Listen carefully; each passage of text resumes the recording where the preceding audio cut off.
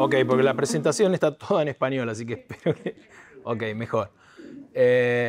Bueno, me quería presentar primero. Yo soy Diego Di Sábato, soy uno de los cirujanos de trasplante de la Universidad de Chicago. Este es mi tercer año que estoy dando una clase similar. La verdad, agradecido que me hayan invitado otra vez este año. Creo el año pasado con el tema del COVID lo hicimos en forma virtual.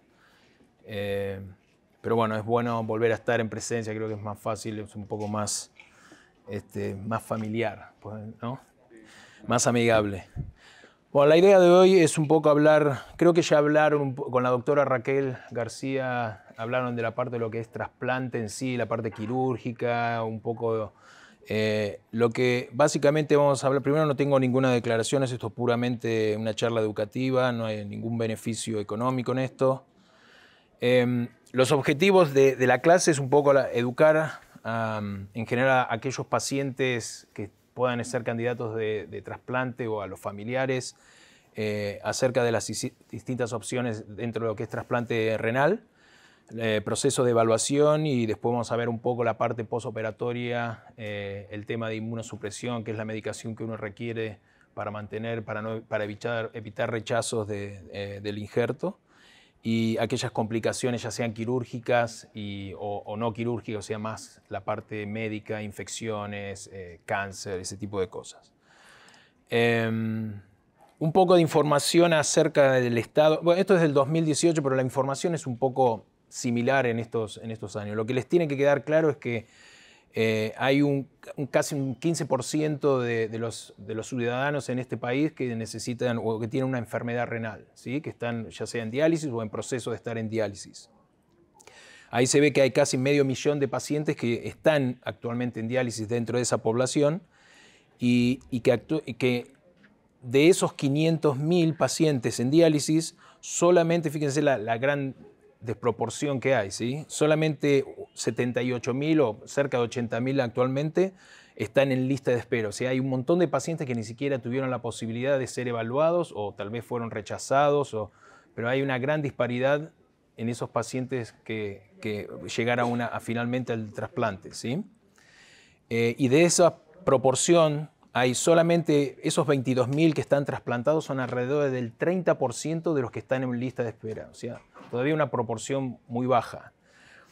Y dentro de esos 22.000 que fueron trasplantados, un poquito más de 22.000, 6.500 son a través de un trasplante de donante vivo. Quiere decir que es otro, de ese 30% que se trasplantó, solo un 30% ha recibido donante vivo.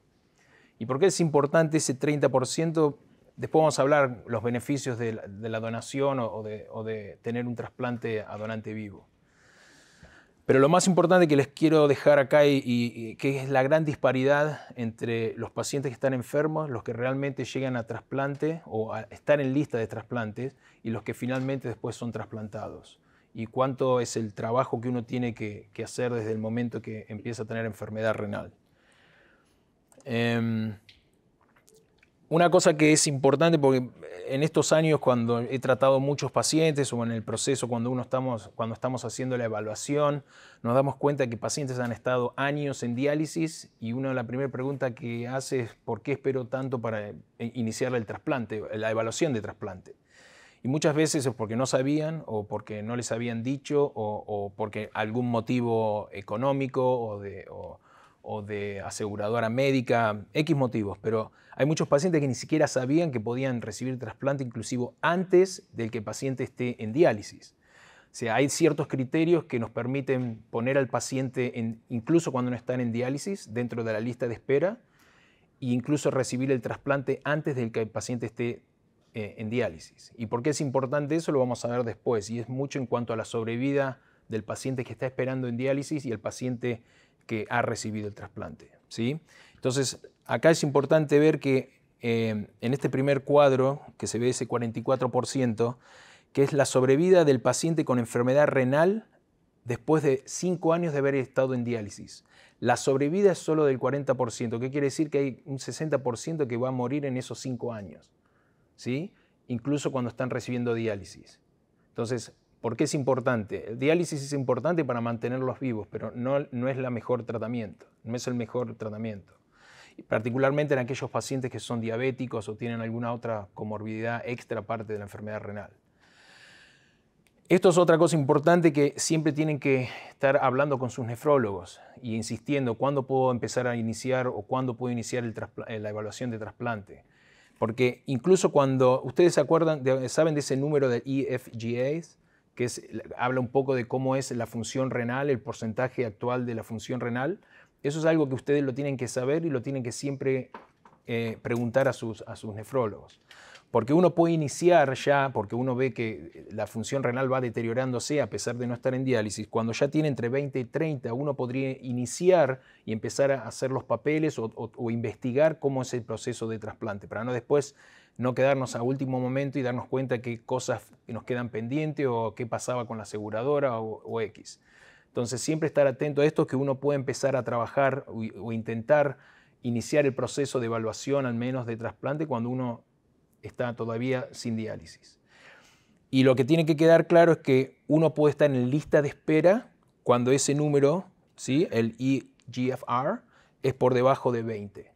A partir de ese momento uno tiene legalmente la posibilidad de estar en lista, incluso si no está en diálisis, incluso recibir un trasplante que puede ser por donante vivo, ¿sí? Porque obviamente cuando uno recién ingresa a la lista de espera, dependiendo el grupo de sanguíneo, dependiendo el tiempo de espera en diálisis y el tiempo que ha estado en diálisis, va a ser uno que esté más alto o más bajo en la lista de espera, ¿sí? Y eso lo vamos a ver que en pacientes añosos a veces no hay el tiempo de estar esperando 5 años para recién poder recibir el trasplante, porque uno se va enfermando, como lo vimos acá, 44% solamente va a sobrevivir a 5 años. Entonces, uno que tiene que pensar es cuáles son los recursos que uno va a necesitar para recibir el trasplante renal, principalmente si uno puede llegar a recibir un donante vivo cuando uno está en la situación que todavía no está en diálisis y va a tener un largo periodo de espera, y uno puede tal vez tener familiares, amigos, incluso sin ser amigos o familiares. Muchas veces uno comunica su enfermedad a través de la media, o sea, Facebook o alguna otra forma. Hay grupos dentro de Facebook, Twitter o cualquier otra de esas donde uno puede informar acerca de su enfermedad y contar su historia, y muchas veces pueden hasta recibir un trasplante de donante vivo de alguien que ni siquiera conocen, que son donaciones no directas, ¿sí? Incluso lo hacemos con donantes de hígado a eso. Comunicar siempre a su familia, no es algo que esto les tiene que dar vergüenza de tener alguna enfermedad. Esto tiene que estar ampliamente comunicado a su familia, qué es lo que está pasando, lo que están sufriendo, y es la única manera que ustedes, incluso sin querer pedir directamente que por favor les donen, porque tampoco es lindo eso de andar pidiendo, ¿no?, que uno le done un órgano, pero comunicando y educando a la familia. Muchas veces dentro de la misma familia hay una persona que dice, sí, yo puedo donar, soy una persona que estoy sana, que soy healthy, que no tengo ningún problema, ninguna enfermedad crónica, y podría tranquilamente donarte si están todos los parámetros adecuados. Obviamente siempre hay temores de uno decir, no quiero, porque no quiero exponer a mi familia que tenga algún problema, alguna complicación.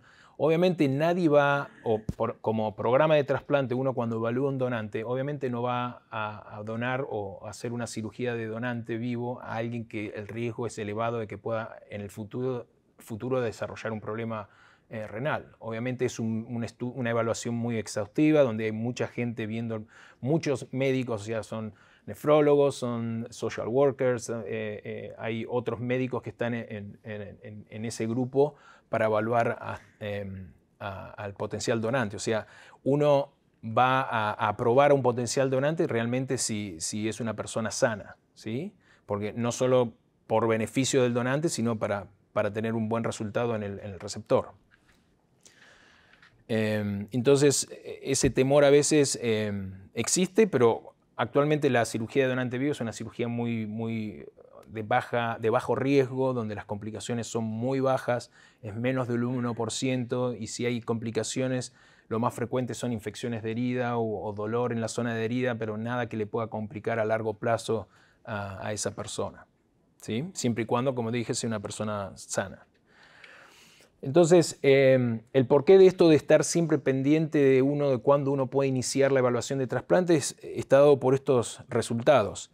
Si ustedes ven en este dibujo, los pacientes que están en rosa clarito son en hemodiálisis, y ahí se ve la curva cómo va, la que está vertical, eso habla la sobrevida del 0% al 100%, y después la que está horizontal habla de los distintos métodos en el que el paciente actualmente está o ha recibido trasplante o no. Y si ven las dos primeras barras, son de aquellos que están en diálisis o en hemodiálisis o en diálisis peritoneal.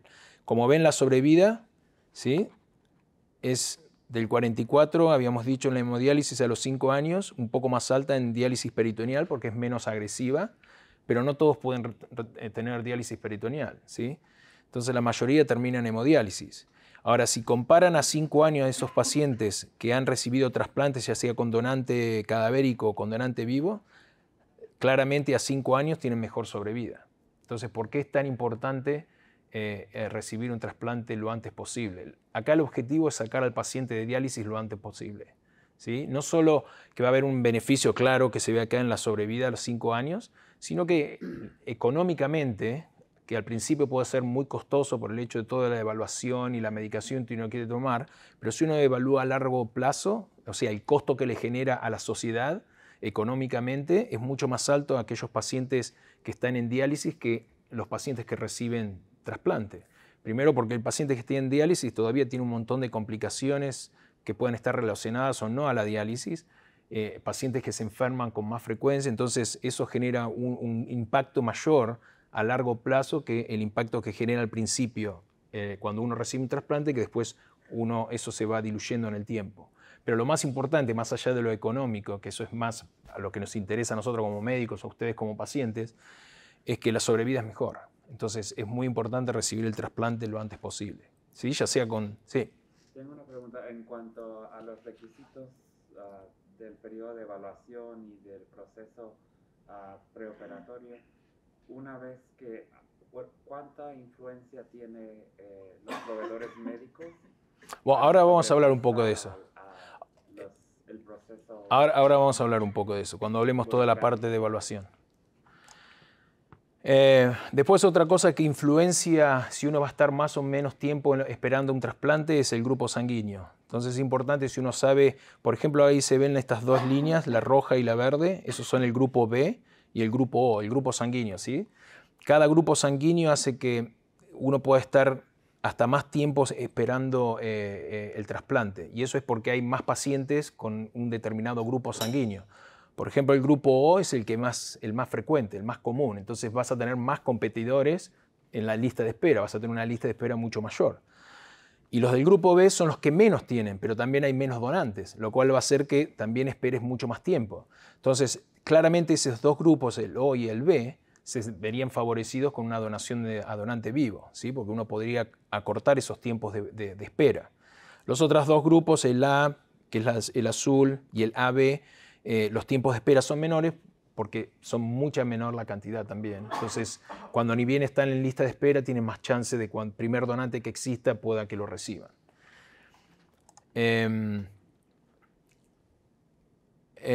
Bueno, el tema, esto es lo mismo que decíamos. Debido al grupo sanguíneo uno va a esperar más, y esto es un poco, no sé si está claro en este dibujo, pero todo lo que es celeste al tiempo cero, que es cuando está el número 1, ¿se ve la cruz? Esto es cuando uno lo pone en lista, y esto es a 5 años de estar en lista. Si uno ve el porcentaje que recibe, ¿sí? ¿Qué es lo que le ocurre a lo largo de esos 5 años? Esta lista, lo que se ve acá celeste, es al principio están todos en lista, o la mayoría en lista, y a medida que va pasando los años, muchos se van trasplantando y otros van quedando en el camino por X motivo. Algunos porque por alguna enfermedad no pueden llegar al trasplante y se los saca de la lista de espera. Otros porque fallecen por alguna complicación. Y fíjense cómo esa lista, esa parte, ese margen de mortalidad que es el gris, al principio es muy baja, pero a medida que va corriendo el tiempo, cómo se va ensanchando, ¿sí?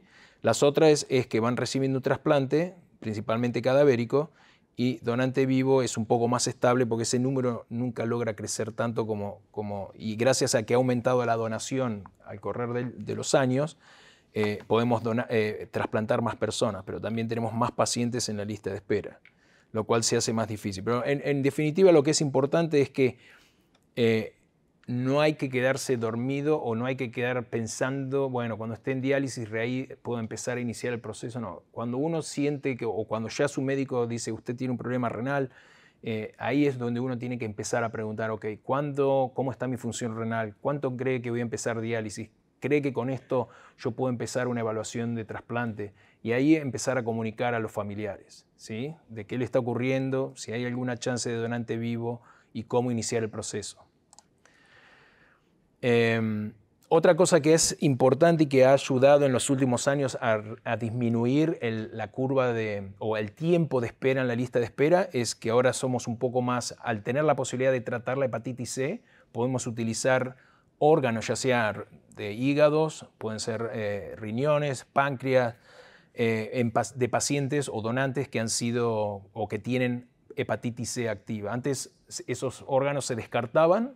Después se empezaron a utilizar con pacientes que tenían también hepatitis C y actualmente podemos utilizar estos órganos de donantes con hepatitis C en pacientes que no son hepatitis C. ¿Y por qué podemos hacer eso? Porque tenemos medicación para tratar eso. ¿Y qué nos ha ayudado eso? Y se ve en esta curva. A lo largo de esta línea, ¿sí? Desde el 2008 al 2020, esto eran preguntas que se le hacían a los pacientes. Si usted recibiría o dejaría o se trasplantaría de un donante que tiene hepatitis C. Al principio todo el mundo decía que no. Y a medida que fue corriendo el tiempo, fíjense cómo las curvas se fueron cambiando. Y hay más pacientes que se dejan trasplantar o aceptan un trasplante de un paciente con hepatitis C por el motivo que podemos tratar la hepatitis C en pocas semanas. Uno trata la hepatitis y el órgano está funcionando sin ninguna consecuencia y no le trae ninguna consecuencia por la hepatitis C en sí. Y primero que muchos de estos donantes son donantes jóvenes que tal vez eran drogadictos o tenían o utilizaban drogas endovenosas, pero muchos de estos pacientes tienen órganos que son perfectos, son pacientes jóvenes y muchas veces se desechaban por el motivo de la hepatitis C. Por suerte ahora tenemos la posibilidad de tratar la hepatitis C, entonces podemos trasplantar. ¿Y eso qué hace?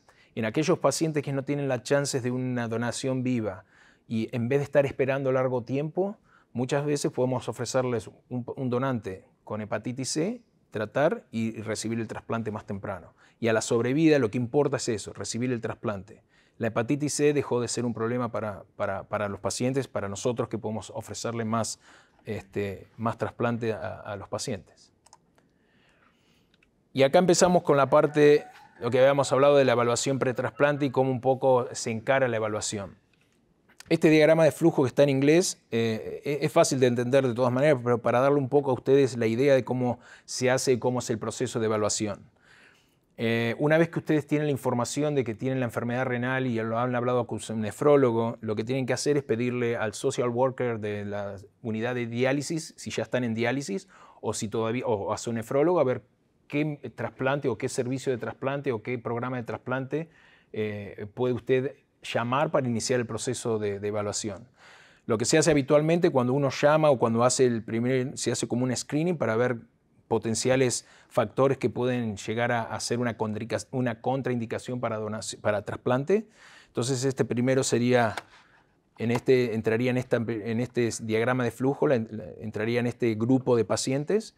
Si el candidato, en base a la información que se retoma en ese momento, si es un buen o un potencial buen paciente, sigue a lo que sería la parte de ya empezar con la evaluación.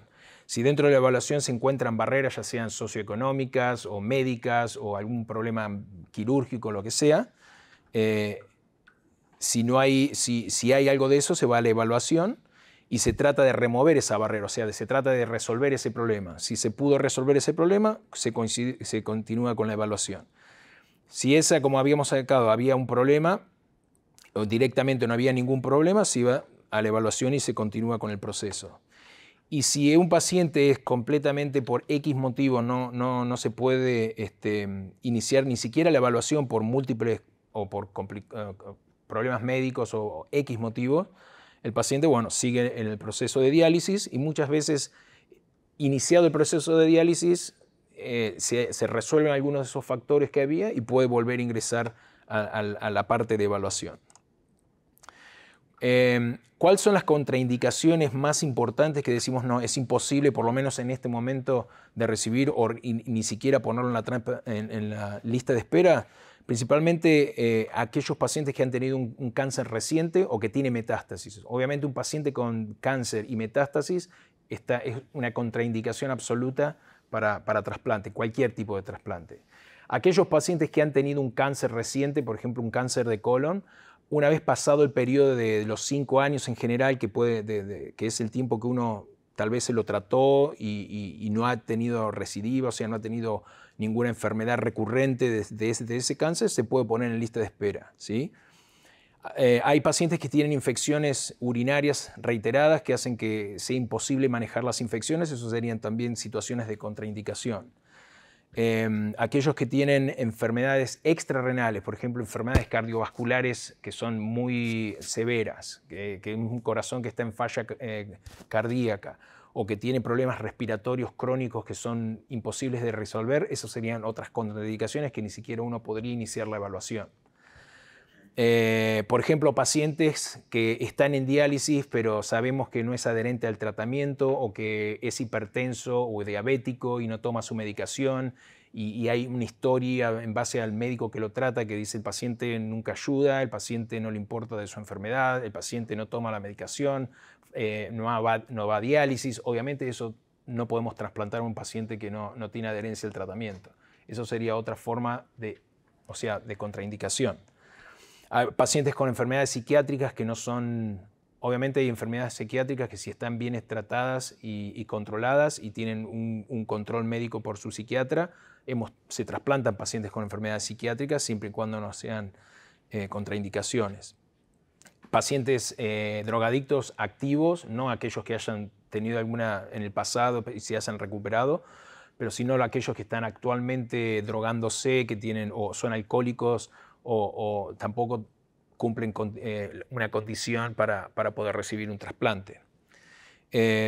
Aquellos que tienen enfermedades que llevaron a la enfermedad renal, que son enfermedades que recurren muy agresivamente, por más que sacándole el riñón y poniéndolo uno nuevo, esa enfermedad va a volver, tampoco son pacientes adecuados para trasplantarlo. Entonces, ¿cuáles serían?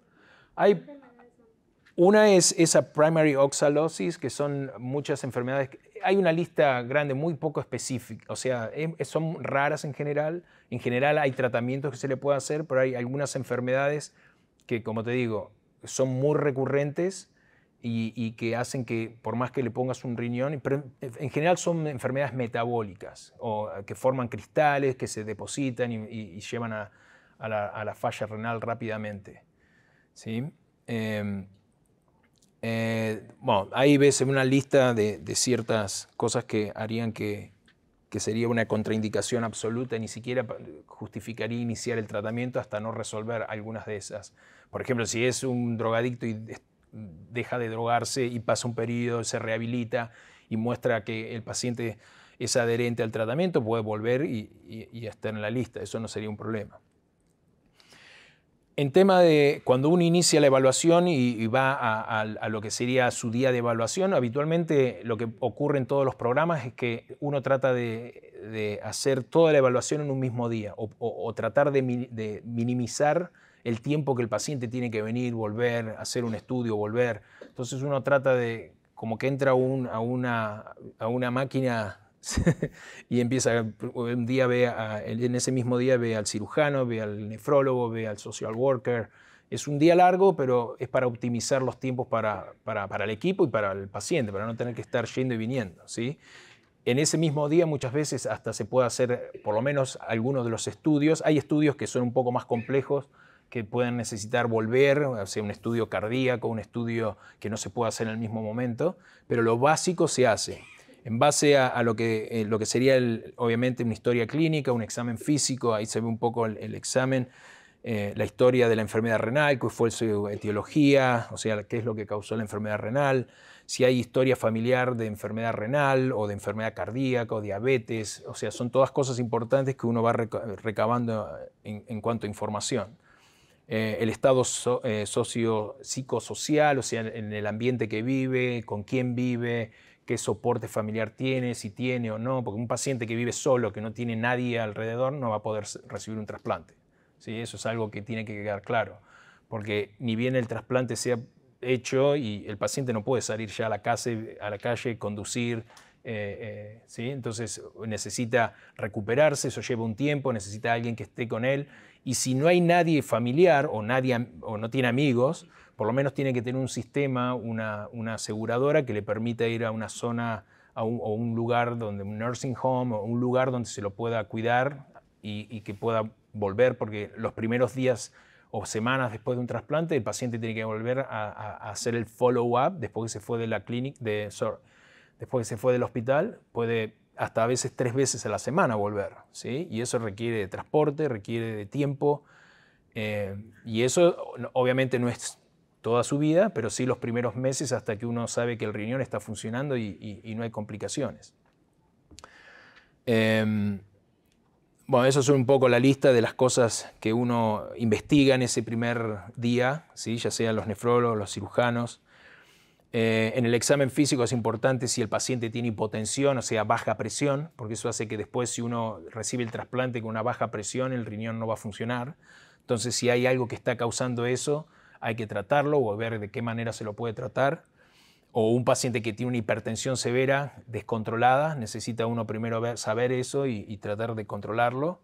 Pacientes con obesidad mórbida, que hay que empezar a trabajar ya desde el momento cero, a tratar de esa persona, incluso a veces necesitan hasta consultas con nutricionistas. No siempre, en general siempre se hace la consulta con nutricionistas, pero a veces hasta con cirugía bariátrica, para ver si hay alguna opción quirúrgica para ayudar al paciente, si no lo puede hacer ya con una dieta común, sino hasta incluso una cirugía bariátrica.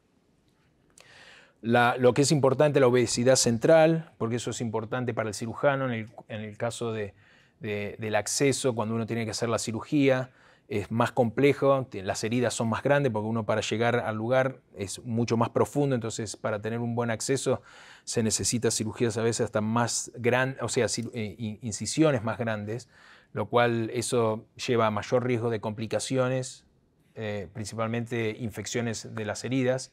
Por eso ahora actualmente con el desarrollo de la cirugía robótica o laparoscópica, en ciertos pacientes muy selectos se puede llegar a utilizar hasta la cirugía mínima invasiva, principalmente en pacientes obesos, para reducir esas complicaciones.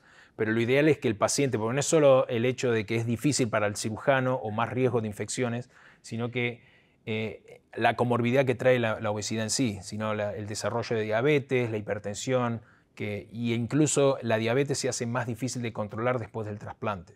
Entonces, son cosas que uno lo empieza a ver desde el momento cero. Accesos de diálisis hay que controlar, si hay pacientes con múltiples accesos o fallas de acceso por trombosis, y hay que investigar por qué se le trombosó, por qué se formó coágulos de sangre, si hay algún factor congénito en la sangre que produce los coágulos, porque eso puede pasar lo mismo en el riñón trasplantado. Estudiar si hay enfermedad carotidia o de las arterias, porque eso habla de la enfermedad vascular periférica, que habla de qué tan enfermas están las arterias y qué tan difícil va a ser hacer la conexión cuando hacemos la conexión entre la arteria del riñón y la arteria del paciente. Se hacen evaluación desde la visión en pacientes principalmente diabéticos. La dentadura es importante porque son factores que a largo plazo pueden llevar infecciones muy severas, y si hay algo para corregir, hay que corregirlo antes que el paciente reciba el trasplante. En diabéticos o con enfermedad periférica vascular, las heridas del pie diabético, las úlceras, esos en general tienen que estar curadas. Si esas heridas están abiertas, infectadas, no es propicio, porque eso puede generar una infección después del paciente haya recibido el trasplante cuando está con estos medicamentos inmunosupresores.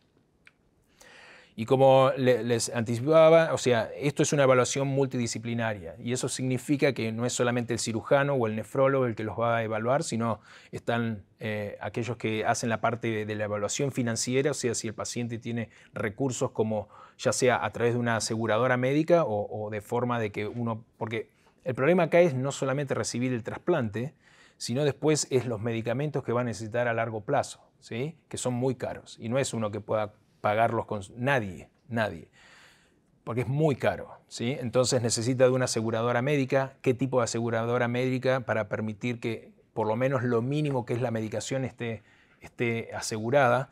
Porque el problema es que si uno deja de tomar la medicación, el trasplante se va a rechazar y va a perder el riñón con todas las consecuencias que puede traer un rechazo de ese tipo. Hasta a veces puede ser hasta muy grave. No sé si lo apagué yo. No sé, bueno. Perdón, había algo más. Bueno, cirujano, el trabajador social, el nefrólogo y en casos especiales, como hablábamos, aquellos que tienen alguna enfermedad psiquiatra, lo va a ver también el psiquiatra. En pacientes añosos en general, si son mayores de 70 años, hay que estar seguro que un paciente mayor de 70 años todavía está en condiciones porque más allá que el riesgo propio de la diálisis, un trasplante es una cirugía mayor, donde hay después el tratamiento con los inmunosupresores y en pacientes que son añosos y están muy debilitados no van a soportar inclusive la cirugía o la medicación a largo plazo. Entonces muchas veces están especialistas en geriatría que nos dicen sí, el paciente a pesar de ser añoso es solamente el número, pero el estado físico, emocional, es un paciente que va a colaborar, que va a hacer la rehabilitación, se puede trasplantar. Igualmente esos pacientes se los sigue mucho más de cerca, ¿sí? Porque obviamente en cualquier momento de ese periodo cuando están en diálisis puede ser que se descompensen, no tengan algún problema mayor y bueno, por eso se hacen las evaluaciones anuales y principalmente en aquellos que son pacientes más añosos. Y después otras especialidades que van a ver es cardiólogos con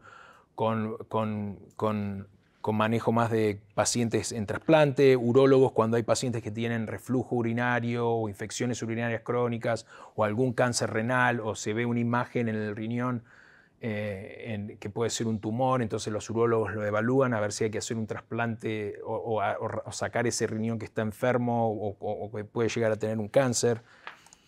Dentro de la evaluación cardiovascular, como hablamos, lo básico es hacer un estudio básico con un electrocardiograma, una placa de tórax. Después en pacientes que son mayores de 45 años, que tienen familiar historia de fumador o diabéticos, se hace un estudio un poco más exhaustivo del corazón, que es un ecocardio, que es como un ultrasonido del corazón. Y hay otro que es el stress test, que es básicamente poner al corazón en un periodo que ya sea por medicación o mediante el ejercicio para estresar, básicamente generar lo que uno generaría en una situación de estrés como una cirugía y ver si el corazón está fuerte para recibir eso. ¿Sí? Si ese estudio demuestra que el corazón está débil o necesita algún acondicionamiento, obviamente hay que evaluar, se lo lleva al cardiólogo y ahí se hacen otros estudios.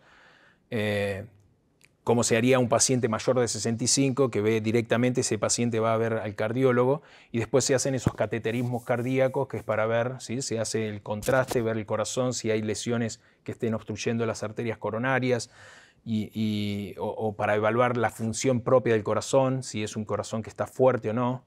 Eso es parte de la evaluación cardiovascular. Después, bueno, como dijimos hoy, las enfermedades vasculares de las arterias en pacientes con enfermedad crónica, que fueron fumadores o diabéticos, se hacen unos estudios abdominales, CT scan, seguramente alguna vez habrán tenido o han escuchado de las tomografías, donde se evalúan básicamente la calidad de las arterias para ver si son arterias que no están enfermas, que no nos permitan después hacer la conexión cuando hacemos el trasplante o que requiera algún trabajo extra. Se hacen aquellos pacientes que tienen enfermedad poliquística del riñón, o sea, esos múltiples quistes en los riñones con riñones muy grandes. También están asociados a enfermedades cerebrales vasculares que forman malformaciones, por eso se hace un estudio que es de cerebro que se llama ese MRA. Se estudian las carótidas para ver que no haya enfermedad carotidia que necesite tratamiento. principalmente cuando uno hace el examen físico y escucha un soplo o un soplo en las arterias, que es cuando uno lo escultan con el estetoscopio, que siempre escuchan en el cuello o escuchan el corazón, escuchan las arterias, para ver si hay soplo. Esos soplos hablan de que hay obstrucción. Entonces ahí hay que hacer evaluaciones un poco, por eso se hacen los estudios arteriales de Doppler para ver si hay obstrucciones. Historias de cáncer, es importante, como les decía, saber qué tipo de cáncer, qué pronóstico tenía ese cáncer, si es un cáncer que se curó y no va a recidivar, si es un cáncer que necesita mayor control, qué tratamiento recibió, si fue curado o no, si hay que esperar, como decíamos hoy, un periodo determinado de seguridad para ver que ese tumor no vuelva antes de ponerlo al paciente en lista de espera. Cómo puede afectar la inmunosupresión a esos cánceres o que puedan recidivar más frecuentemente o más agresivamente, o sea, eso es importante. La inmunosupresión no solo baja y existe un riesgo de infecciones, sino que el sistema inmune también actúa controlando los cánceres, las células cancerosas. Cuando uno hace que el sistema inmune se baje, ¿sí? para evitar el rechazo, hay riesgo que si uno tenía cáncer o tuvo cáncer y pueda recidivar con más agresividad, ¿sí? Por eso siempre se consulta con los oncólogos si es necesario y ver cómo va a ser el seguimiento una vez en el periodo de trasplante. Infecciones se evalúan si hay infecciones activas, si el paciente tiene HIV y qué medicaciones está tomando para ver que no haya interacciones con los medicamentos que vaya a necesitar, pacientes que puedan tener hepatitis C o hayan tenido, o cuando se hacen los estudios de sangre aparece que en pacientes que han estado en diálisis tienen más chances de que puedan tener alguna hepatitis y hay que controlarlo, pacientes que estén vacunados, eso es importante y es un requerimiento, ¿sí? que el paciente en general se le pide que tengan vacunaciones para evitar en el largo plazo después algunas infecciones que pueden ser muy peligrosas, ya sea para el injerto, para el riñón, incluso para el paciente. Bueno, hablamos un poco de la evaluación urológica en aquellos que tienen algún cáncer o que tienen infecciones crónicas urinarias o reflujo urinario, estudios de coagulación, aquellos que tienen o historia de múltiples trombosis de los accesos de diálisis, el nutricionista o cirugía mínima invasiva para el caso de que requerir tratamientos de la obesidad.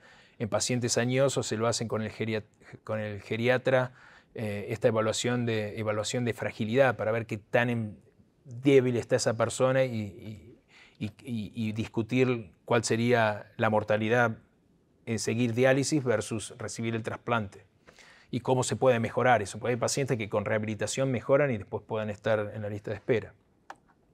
Algunos test genéticos si es necesario. Y después nefrectomía de los riñones, siempre nos preguntan, ¿y van a dejar los riñones míos? Sí, en general uno no saca los riñones nativos, o sea, los riñones propios, salvo que exista algún problema, ya sea o infecciones crónicas del riñón, o que tenga un cáncer en el riñón, o que son los riñones poliquísticos, esos riñones gigantes que a veces no nos da ni espacio para poner el riñón nuevo, o porque el paciente se queja de un dolor crónico que no le permite o ha llevado al paciente a incluso dejar de comer por el gran peso y dolor que genera eso abdominal. Entonces muchas veces las cirugías hay que hacerlas o en el momento del trasplante o después del trasplante, pero en general hay indicaciones propias de lo que sería la nefrectomía de los riñones nativos, que son cuando hay infecciones crónicas de lo que es el riñón en sí nativo. Si el paciente ha tenido múltiples piedras urinarias y esas están infectadas y generan infecciones, también es un motivo de sacarlo. Pacientes que tienen enfermedades renales que hacen que pierdan mucha proteína a través de la orina, hay que sacar esos riñones muchas veces, a pesar de que estén todavía orinando, porque eso hace que el paciente pierda proteínas y pierdan, o sea, la nutrición no sea adecuada. En pacientes que tienen hipertensión intratable por obstrucciones arteriales, también uno a veces tiene que hacer la nefrectomía. En reflujos muy severos, bueno, hay ciertas indicaciones propias, pero como le digo, en general, puedo decir el 90% uno no tiene que hacer nada con los riñones nativos, ¿sí? Y lo que sería el periodo, a ver,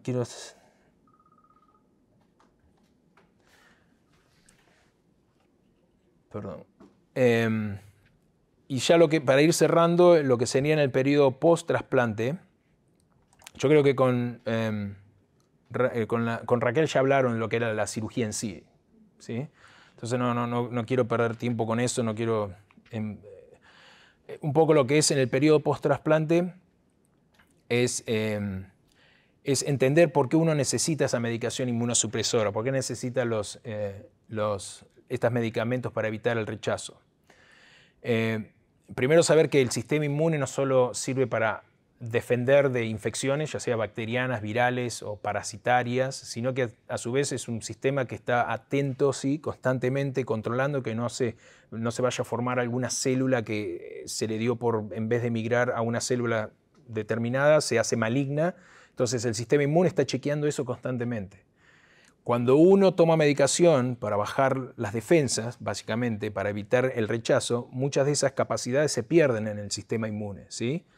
Entonces, por eso es tan importante el sistema inmune y por qué uno, a pesar de tener que tomar esta medicación, también va a necesitar controles para estar seguro que o no esté tomando demasiada cantidad de esa inmunosupresión o que no esté por debajo, que evite el rechazo.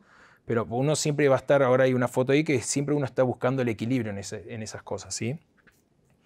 Y lo que tiene que dar claro que para que un trasplante sea exitoso uno necesita tomar la medicación y en el correr del tiempo al principio esa medicación está a unos niveles altos para evitar el rechazo agudo al principio y con el tiempo, a medida que el organismo se va acomodando, esa medicación se hace menos cantidad y hasta tener unos niveles muy bajos, para evitar también las otras complicaciones por tener un sistema inmune por debajo. Pero eso ya es en el largo plazo, cuando ya el organismo empezó a darse cuenta que lo que tiene no es un agente que quiere dañar a su propio... Porque eso es básicamente lo que es el sistema inmune, protege de cosas externas.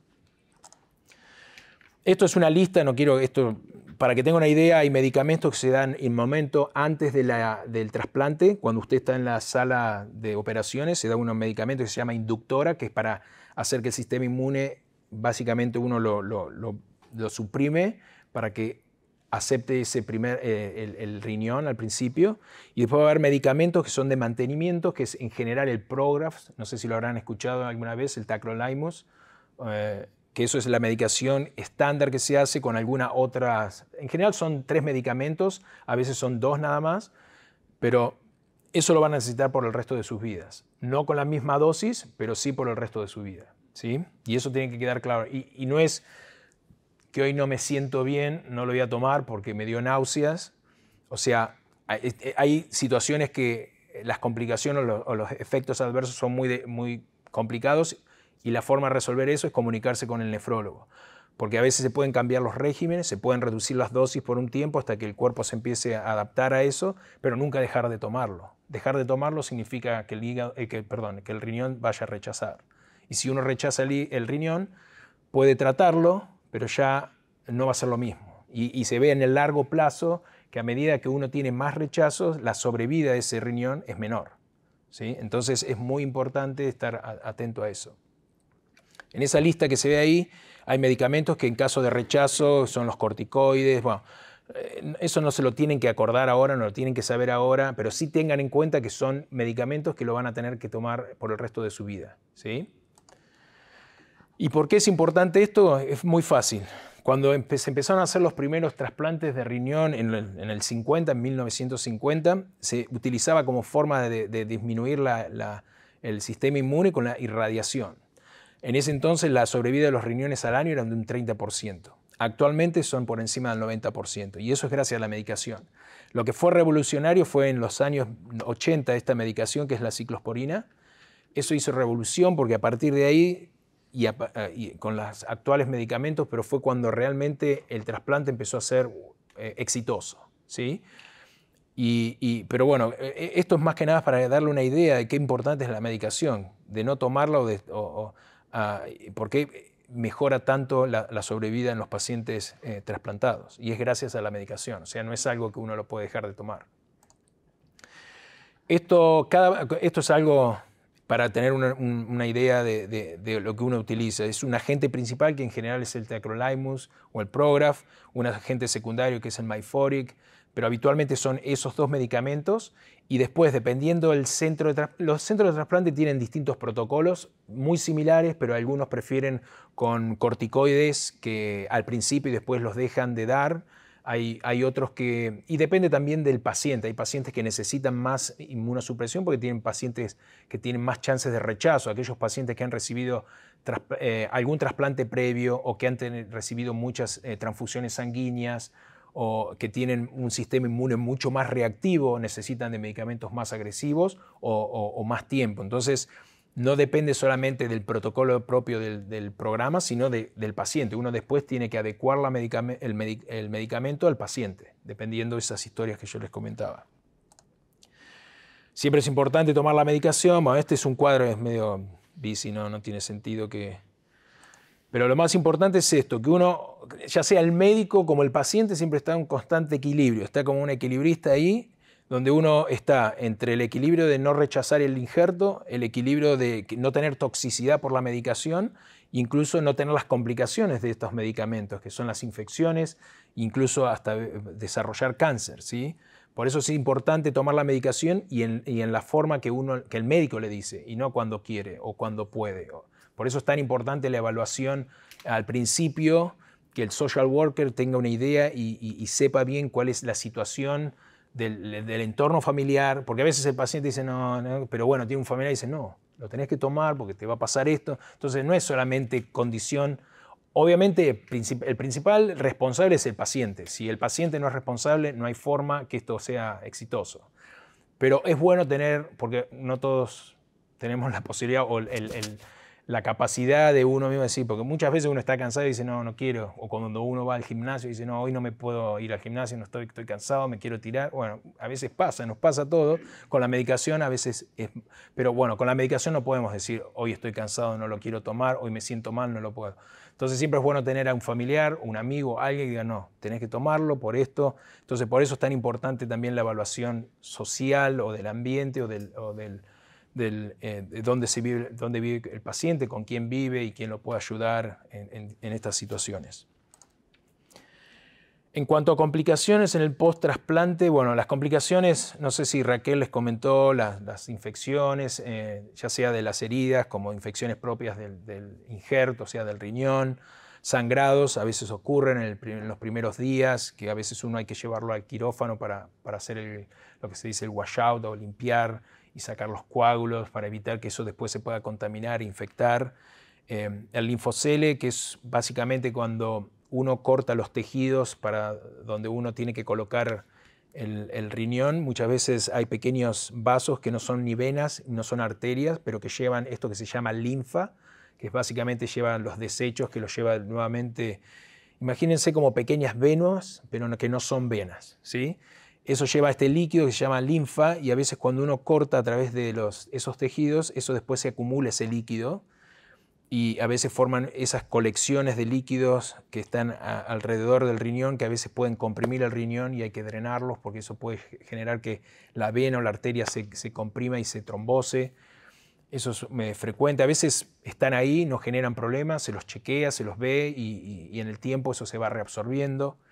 Les pueden pasar obstrucciones de la arteria renal o de la vena renal o incluso trombosis de la vena renal. Eso ocurre muy baja frecuencia, menos del 2%, pero por eso hay programas que el mismo día del trasplante o al día siguiente se le hace un ultrasonido para chequear que las arterias y la vena esté bien, que no haya problema. Puede haber filtrados de orina donde uno conecta el uréter a la vejiga y cuando esa orina se acumula se le llama urinomas, que muchas veces hay que poner un drenaje, porque si eso se infecta, genera una complicación mucho más severa y a veces hay que incluso corregir esos filtrados poniendo un stent, hay que llamar al urólogo para, si no sé, ni un stent, se pone como si fuese un tubito por dentro para sellar la zona esa que está liqueando. Trombosis de la vena renal, como hablábamos. Obstrucciones urinarias pueden pasar en aquellos pacientes que tienen próstatas muy grandes, o sea, una enfermedad prostática benigna, pueden generar obstrucciones, complicaciones gastrointestinales, son sangrados, etc. Una cosa que habrán escuchado, que es que mi amigo recibió un trasplante, pero sigue en diálisis. pasó una semana y todavía sigue en diálisis. ¿Qué es lo que le está pasando? Bueno, eso ocurre hasta a veces hasta en un 60% de los casos, y eso se ve en riñones que tal vez vienen de lejos, que tienen lo que se llama cold ischemia time, que es el tiempo de isquemia desde que se sacó el riñón del donante hasta que se lo colocó al receptor. Cuanto más largo es ese tiempo, eso genera más inflamación al riñón. Y a veces cuando uno lo conecta, a pesar de que es un riñón bueno, está sleepy, como decimos, siempre está medio dormido. Es como que se necesita tiempo para recuperarse. Para darle tiempo a que el riñón se recupere y empiece a funcionar y empiece a producir orina y empezar a filtrar la orina, necesita tiempo, y a veces en ese periodo, si ocurre que el paciente necesita diálisis dentro de esos 7 días después del trasplante, se le llama un DGF, que es un retraso en la función del graft, ¿sí? Eso ocurre, a veces ocurre dependiendo de la calidad también del riñón, dependiendo de estos factores como que le digo, o si el paciente estuvo muy hipotenso durante la cirugía, que eso hay que evitarlo, como vemos acá, cómo evitamos este tipo de lentecimiento del funcionamiento, es evitar hipotensiones, ya sea durante la cirugía o después de la cirugía. Por eso hay que ser cuidadoso cuando el paciente está hipertenso en la sala o ya sea en la sala después del trasplante, porque si uno le da medicamentos para bajar la presión, si eso baja rápidamente puede llevar a una hipotensión y eso comprometer el flujo sanguíneo, y eso puede causar después. Hay medicamentos que ayudan a aumentar la presión si el paciente es de presión baja. Incluso hay pacientes que están en diálisis que a veces tienen hipotensiones durante el periodo de diálisis, cuando hacen diálisis y toman medicamentos. No sé si ustedes, alguno está con Midodrine o alguno de estos medicamentos, si están en diálisis. Pero bueno, es común a veces que los pacientes necesiten eso. Es importante monitorear el volumen, o sea, siempre mantener bien hidratado al paciente después del trasplante. Principalmente los pacientes que han estado en diálisis, que prácticamente no toman líquidos, ¿sí?, para evitar la sobrecarga. Y en el periodo post-trasplante, el paciente dice, no, hay que tomar, tiene que tomar, no puedo más, no quiero tomar.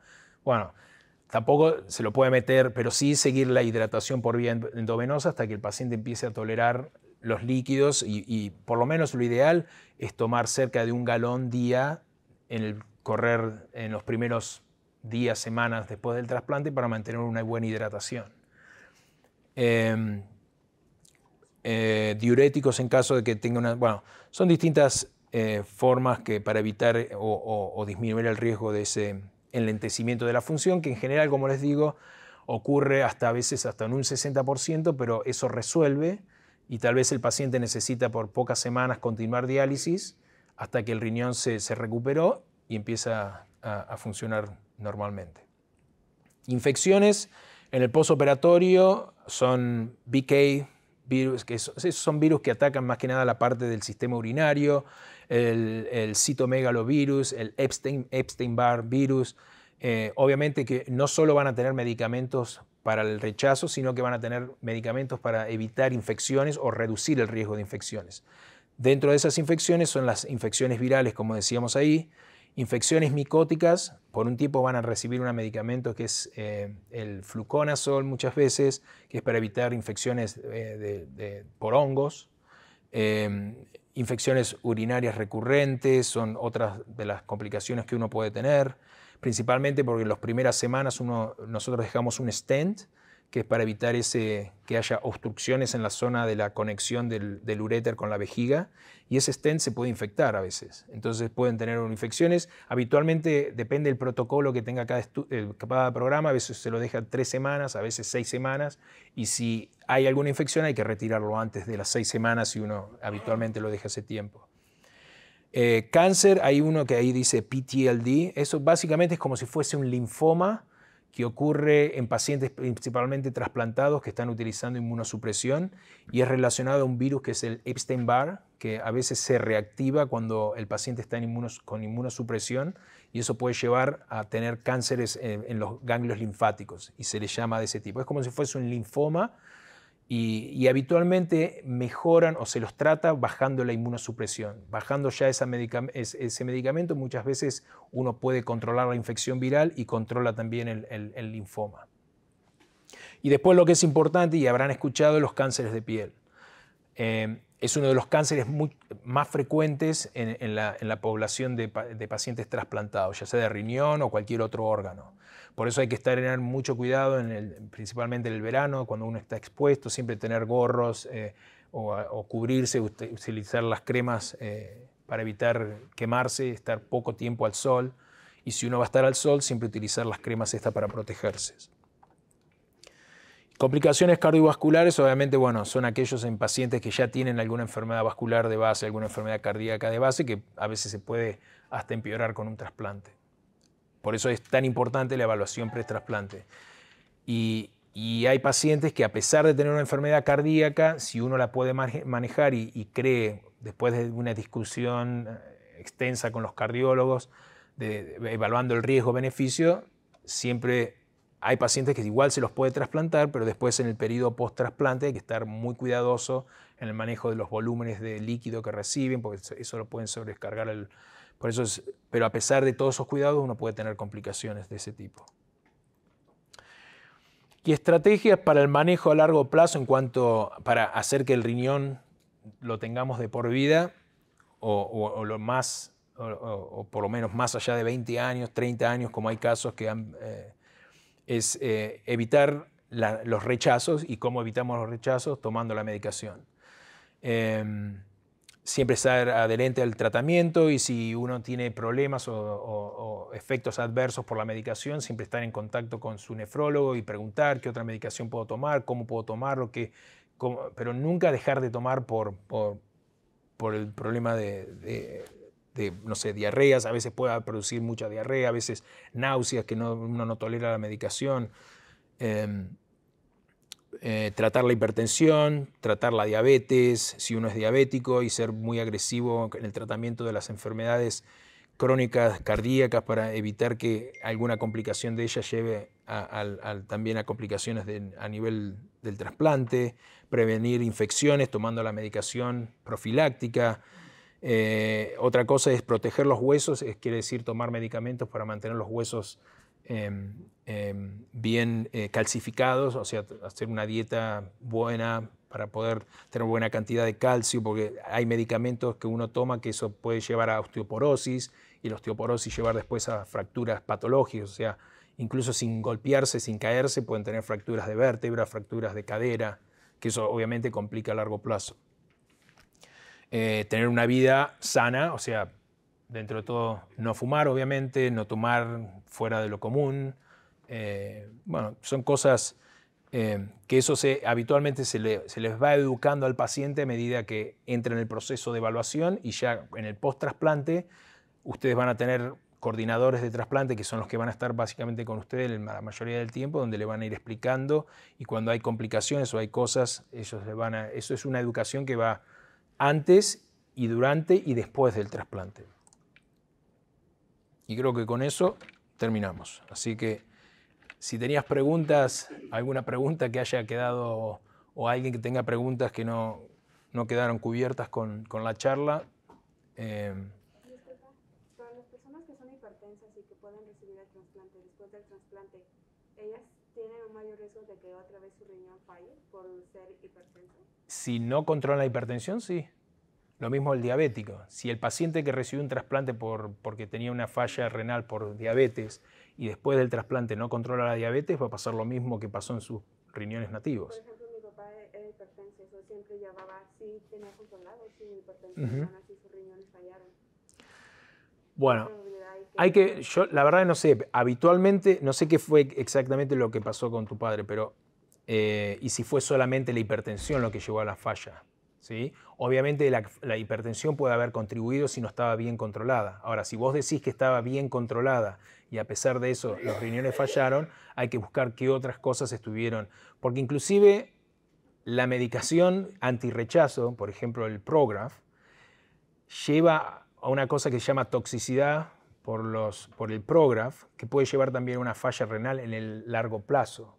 Entonces todavía no tenemos lamentablemente la droga mágica que evite el rechazo, pero que a su vez no genere... Por eso siempre con ese cuadro del equilibrista, Es porque la misma medicación, si está por mucho tiempo muy elevada a lo largo del tiempo, también puede llevar a toxicidad y generar una enfermedad renal. Entonces yo no sé si eso fue lo que le ocurrió a tu padre, que tal vez él también por la misma medicación sumado a la presión alta, o si él ya tenía, o a veces la misma hipertensión que llevaba en el tiempo que enferma las arterias, si no fue que las arterias de él ya estaban muy enfermas también y que eso puede haber llevado a la falla del riñón también.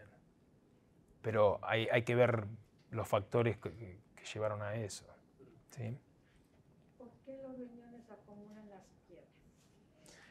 En realidad no es que el riñón las acumula, sino que muchos tienen trastornos metabólicos que hacen, por ejemplo, hipercalciurias, que es cuando hay mucho calcio en la orina, y eso, como hay mucho calcio en la orina, eso en vez de fluir por la orina y eliminarse, se empieza a depositar. Y ahí, o sea, eso es con el calcio, hay otros cristales que se juntan.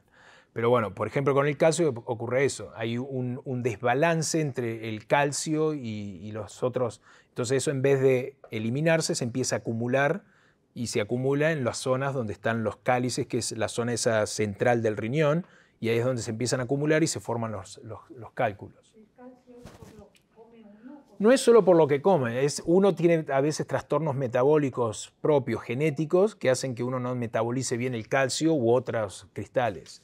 Y esos cristales llevan a la formación de cálculos. O pacientes que han tenido múltiples infecciones, también las infecciones en sí llevan a la formación de cálculos. Estuve sorprendido con el hecho de que ahora los pacientes que tienen se pueden trasplantar órganos de pacientes con hepatitis C. ¿También se puede con pacientes con VIH? No es todavía aprobado eso. Hay programas que lo han hecho y que han tenido excelentes resultados, pero no actualmente a pacientes que no son HIV. Sí HIV con HIV, como empezamos en un momento con hepatitis C con hepatitis C. No quita que de acá a unos años no se pueda hacer HIV con alguien que no lo tenga. En forma de protocolos de investigación, hay algunos programas que lo están haciendo. Y el motivo es porque el HIV actualmente se lo puede tratar, que no pasaba en los 90, ¿sí? Bueno, mi pregunta es acerca de calificar para el trasplante, ¿verdad? Yo en lo personal trabajo en un lugar donde venden vinos. Entonces, a mí siempre me insisten que tengo que probar los vinos, como catearlos le llaman. Pero yo no lo he hecho durante año medio que tengo en diálisis. ¿Hay algún problema si yo tomo vino? Bueno, probarlo, o sea, no estoy diciendo que... Sí, no, mientras usted haga solamente la catación del vino, que muchas veces uno lo toma y después lo escupe, porque entonces eso no sería un problema, es tu trabajo y no creo que eso genere algún problema siempre y cuando... Tenía una duda sobre eso. No, eso no creo que... Obviamente que depende qué tan exigente sea, pero el programa de trasplante, que eso lo vea como un riesgo para usted, pero en general no es que usted es alcohólico, es parte, y que no es que está tomando un vaso de vino cada vez que le dicen pruebe, o sea, toma para saber, para hacer la catación, eso no traería problema. Yo tengo una pregunta. Bueno, a mí me dio preeclampsia en mi embarazo y eso me dijeron que por eso mis riñones dejaron de funcionar debido a alta presión y al diabetes. O sea, quisiera saber si llego a tener como mi trasplante y quisiera tener otro bebé, ¿cree que pueda causar lo mismo? Hay riesgo de que con el segundo bebé puedan llegar a tener, existe el riesgo, pero eso sí, existe un riesgo, pero no quiere decir que vaya a perder el riñón si está bien controlado, porque uno sabiendo que ya tuviste ese riesgo, vos vas a tener un control mucho más, un control más cercano de los problemas de hipertensión en el embarazo. Entonces, nunca van a dejar, y ante el mínimo riesgo de preeclampsia, te van enseguida a hacer el tratamiento. No es que a ellos los va a tomar de sorpresa otra vez, porque ya tenés un antecedente de preeclampsia. Entonces, vos durante el embarazo vas a tener muchos más controles que una embarazada que nunca tuvo o que o ha tenido presión normal. Entonces, eso hace que uno pueda incluso tener menos riesgo de tener un problema con el riñón. ¿Por qué los riñones se hacen chiquitos? Porque dejan de funcionar y como todo lo que uno no deja de funcionar se achica. En general se hace como una cicatriz y es como si fuese el músculo, ¿sí? El músculo, si uno no hace ejercicios o no se mantiene activo, el músculo se vuelve se hace atrófico, chiquito. Los riñones pasa lo mismo, dejan de funcionar y mucho de esa estructura que tiene el riñón se empieza a dejar al no funcionar, se atrofia. En mi caso fue que no se desarrollaron bien. Bueno, eso es distinto, eso no es que dejaron de funcionar y después se achicaron. Acá directamente hubo una agenesia, se llama, o sea, o nunca se formó bien, o nunca lo formaron, o fueron chiquitos congénitamente. Cuando dejaron de funcionar, entonces por eso se cicatrizaron. Claro, se hace como una cicatriz. Básicamente es eso, se hace como un scar, una cicatriz. Yo tuve opiniones de nefrólogos, mi papá está en el 17 de IR y dice que con eso se puede mantener varios años sin entrar ahorita en una etapa del trasplante. Sí, empiezo con el trámite del trasplante. Él debería empezar. ¿Y por qué digo esto? Porque él ya está en diálisis. No. Bueno, pero si él empieza la evaluación hoy, incluso que no esté en diálisis, empieza a contar en cuanto al tiempo de espera. Si él espera que esté en diálisis, porque uno es así, hay pacientes que han estado en diálisis por 5 o 6 años y hacen la evaluación hoy y cuenta todo ese tiempo que estuvo en diálisis, esos 5 años, forman parte y ese paciente va a estar alto en la lista de espera o al tiempo que estuvo en diálisis. Pero aquellos que no están en diálisis tienen que estar evaluados y en lista de espera para empezar a contar el tiempo de espera. Porque si no va a ser desde donde él empezó hasta 5 o 6 años más va a tener que esperar. Sí, porque por ejemplo, a mí me han dicho nefrólogos que se puede esperar, que puede durar hasta 7, 10 años mantenerse en ese nivel sin diálisis y sin trasplante. Bueno, pero él puede estar en la lista de espera tranquilamente, inactivo, pero juntando tiempo. A eso no le va a causar ningún problema ni al paciente ni al programa. Y puede estar incluso inactivo sin recibir llamadas, probablemente tampoco recibe porque está muy bajo, pero puede empezar a contar tiempo. Al menos vos tengas asegurado que tenés un donante vivo, ¿sí? Es decir, este va a ser mi donante, es un donante perfecto, fue evaluado y cuando yo lo necesite diálisis hago el trasplante. Eso es distinto. Porque vos tenés a alguien que te va a donar en el momento que vos lo necesites. Pero si vos tenés que depender de esperar a un donante cadavérico, cuanto antes estés en lista, mejor porque empieza a contar.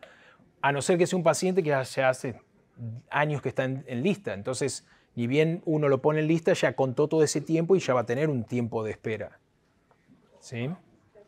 Como a mí, yo apenas entré en esto de trasplante la semana pasada, pero yo en diálisis ya tengo 1 año y 6 meses. Bueno, ese año cuenta para vos. Lo que me dijeron que es que cuenta Sí, claro. 6 meses en la lista. Exacto, eso ya cuenta como que ya has estado esperando 1 año y algo, lo que sea. Y eso ayuda, obviamente. Tengan en cuenta que en esta región más o menos el tiempo de espera son entre 5 y 7 años. ¿Sí? Pero he escuchado pacientes que han estado 10 años y uno le pregunta ¿por qué he estado? Y a veces no saben responder y a veces pasa porque tal vez estuvieron en lista de espera pero faltaron estudios a hacer y estaban inactivos y nunca preguntaron hey, ¿qué me falta para estar activo? Porque una cosa es que estés en lista pero que no estés activo y vos podés estar años inactivo y cuando vos hace 5 años que estoy y nadie me llamó, pero a ver, déjeme ver, pero usted está inactivo. ¿Pero cómo estoy inactivo? Y sí, porque usted no hizo el estudio que tenía que hacer.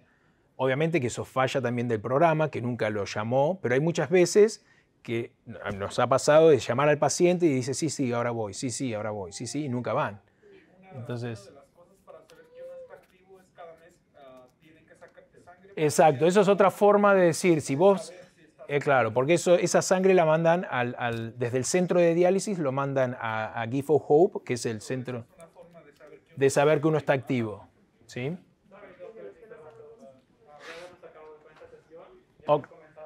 Ok, sorry. Por nada, que tengan buen día, buena semana.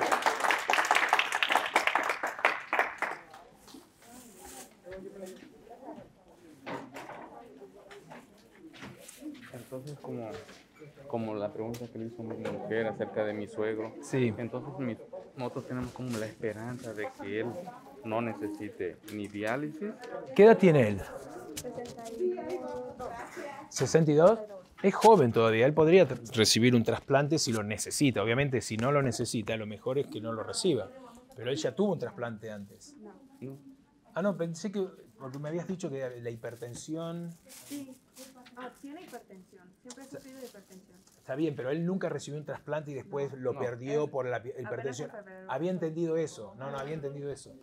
No, él tiene 62 años, todavía le quedan por lo menos 20 años. 25.